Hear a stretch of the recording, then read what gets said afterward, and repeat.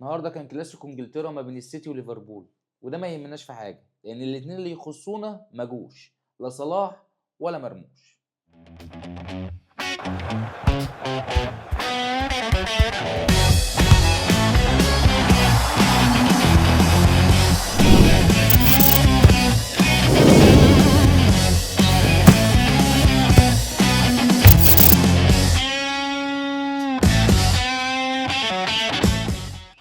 طب مبدئيا الكلاسيكو النهارده ما بين السيتي وليفربول كان كلاسيكو يقرف.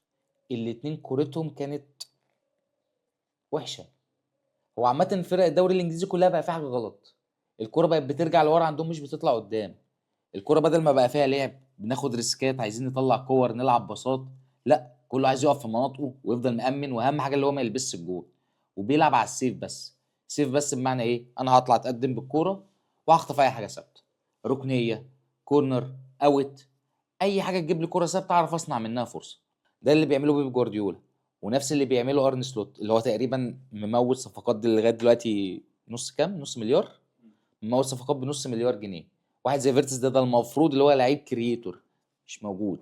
سوبوزلاي هو اللي كان ظاهر، وظهر عشان الفاول. بصراحه هو ظاهر من اول الموسم. سوبوزلاي احسن لعيب في ليفربول باي فار يعني من اول الموسم. انا مشكلتي مع الفرقتين ان نموذج اللعب بتاعهم بقى سيء وحش، بيحاولوا يعملوا نسخه رديئه من ارسنال، وده مش لمصلحه الدوري، وده مش لمصلحه الكره الانجليزي.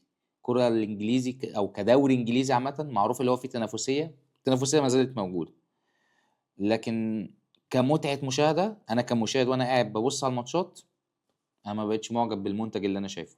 هو اتحول فعلا لدوري فانتزي. انا بتفرج عليه لاجل اعرف بس اللعيبه جابت نقط، عملت ايه، ما عملتش ايه، فقط لا غير. كده مش مستمتع بالماتشات.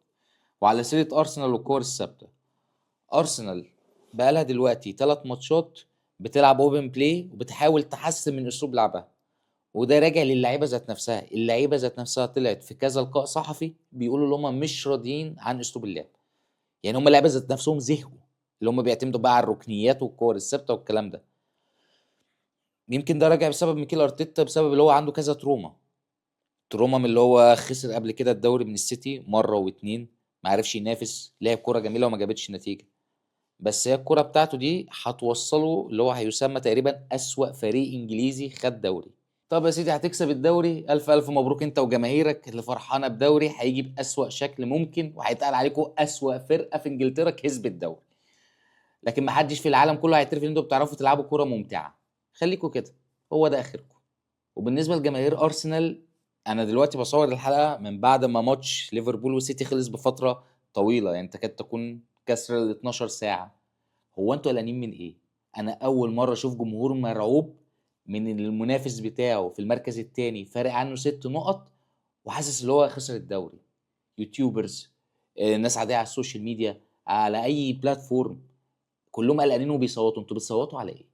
انتوا فرق ما بينكم وما بين السيتي 6 نقط. فرق 6 نقط ده انت المفروض تبقى مطمن. انت اساسا لو الفرق ما بينك وما بين السيتي بالمستوى بتاع السيتي الحالي ده نقطة واحدة، انت المفروض يبقى عادي. انت مسيطر على الدوري ومهيمن عليه. مفيش حد اساسا جاي بمستواك عنده عمق التشكيلة اللي عندك وكمية اللعيبة اللي موجودة عندك. انت المفروض ما تخافش، انت المفروض تنافس على الثلاثية مرتاح. لكن لو انتوا جوبنة قوي او الموضوع مخوفكم قوي، خلاص بيعوا للتشامبيونز واطلعوا وركزوا مع الدوري. بالنسبة لجماهير تشيلسي، انتوا متضايقين من روزنيور ليه؟ الراجل كويس جدا، هو عنده كوره وبيقدم كوره حلوه وكويسه. يعني على عكس اللي انا قاعد بشوفه من باقي الفرق اللي موجوده في البيك 6 في انجلترا، كورته ممتعه شويه. بس هو انتوا لو متضايقين منه عشان ماريسكا مشي فهو مش ذنبه. ماريسكا مشي بسبب الاداره مش فني. والراجل ده عنده حاجه، هو مدرب صغير بس ممكن مع الوقت يجيب. وعادي يعني انتوا كطبعكم كفرقه تشيلسي الراجل ده جه مدرب مؤقت، ممكن تلاقيه في اخر السيزون واخد الشامبيونز. ولا انا غلطان؟ زي دي ماتيو يعني، ما عادي، ما حصلت معاكم مليون مره. وبعدين دي ماتيو كمان ما كانش بيفهم في الكوره، ده على الاقل بيفهم شويه. فاهدوا على روزنيورو، هو هيجي منه حاجه. مان يونايتد عندها نهائي الماتش الجاي ولازم تكسبه عشان الواد يحلق شعره.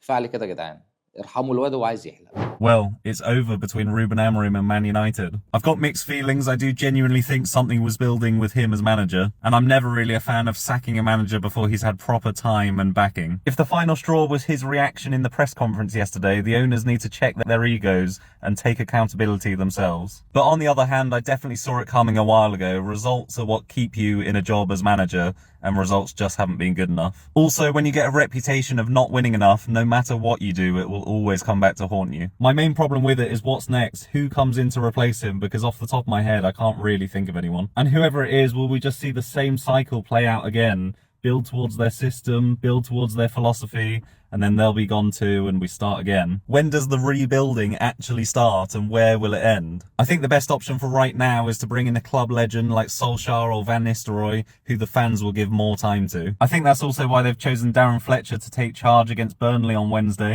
Let's see how that goes. Whoever comes in has to hit the ground running. طيب اسبانيا هنبتدي برشلونة، عشان ما بحبش اتكلم على مدريد، مش عشان اي حاجة يعني، عشان عنصري. برشلونة دلوقتي احنا في 3 ماتشات فوتناهم، فاحنا هناخدهم ماتش كده من الاول. برشلونة وإلشي الاول. انا هذكر حاجة واحدة بس حصلت. برشلونة سجل اكس جي 6.5. ده من ساعة ما اتخلق حاجة اسمها احصاء في الكورة اعلى نسبة اكس جي جت في الحياة. النتيجة النهائية 3-1.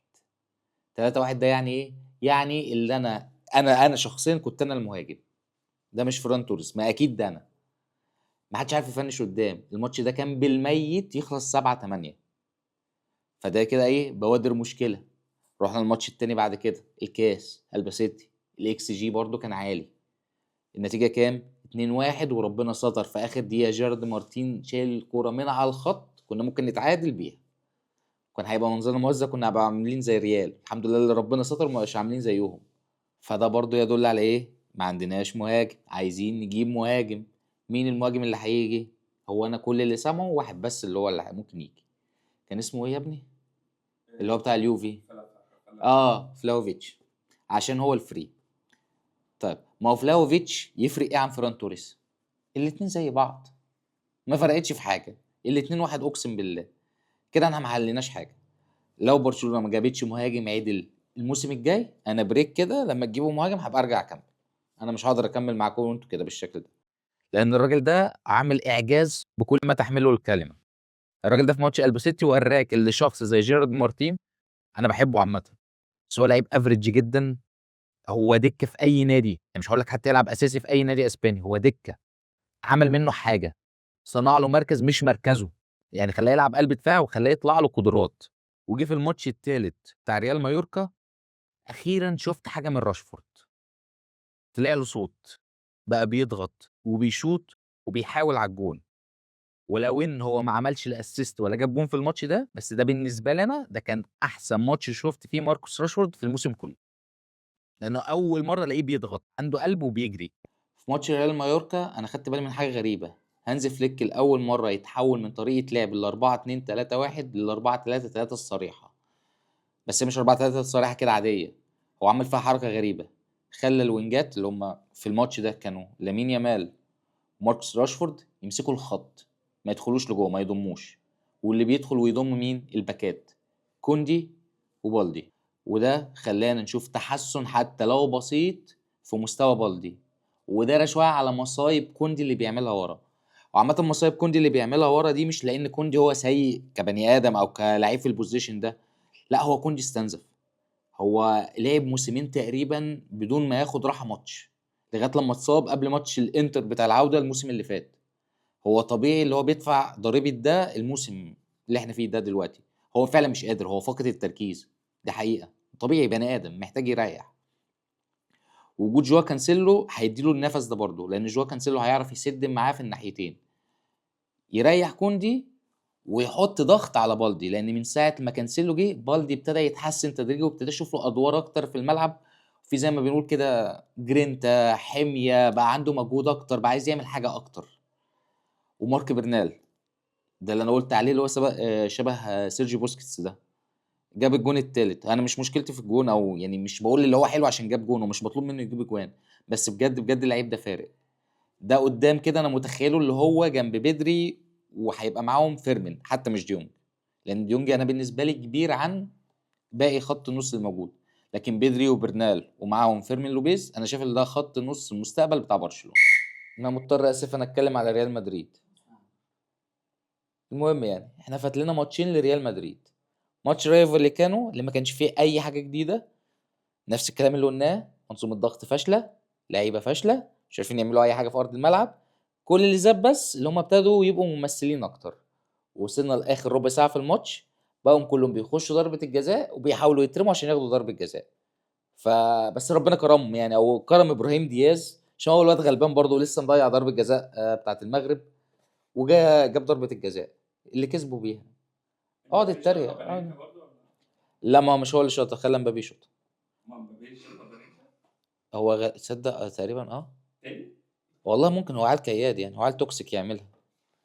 انا مش فاكر هو شاطها ازاي، لا تقريبا لا شاطها عادي مره، شاطها عادي مره، خلاص احترم نفسه. بس هم طلعوا من مكاسب من ماتش رايو فاليكانو ده. المكسب الاولاني اللي فينيسيوس جونيور واخد انذار فعليه تراكم انذارات فمش هيلعب الماتش اللي بعديها في فالنسيا، فكده بقى عين الموز اللي في فالنسيا مش هيسترزقوا لانهم مش هيعرفوا يبيعوا حاجه للجمهور. ده رقم واحد. والله العظيم ده استفاده ليكم. بيلينجهام اتصاب وهيغيب شهر فده استفاده تانية ليكم. انتوا معاكم كده جاب 4 ماتشات تاخدوا فيها نفسكم. وقد كان ماتش فالنسيا ده احلى ماتش ريال مدريد لعبتهم في الدوري من اوله لغايه النهارده. لا حسيت اسمه ده مبابي ما بيضغطش، لعب جنب كاريراس وكاريراس بقى بيلعب وينج وراح حط جون. فينيسيوس تقريبا بيحاول يعمله بقاله 70 ماتش ما عرفش يعمله.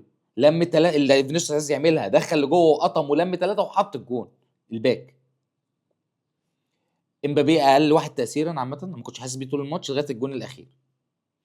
فريال مدريد بتلعب حلو من غير بلينجهام وفينيسيوس.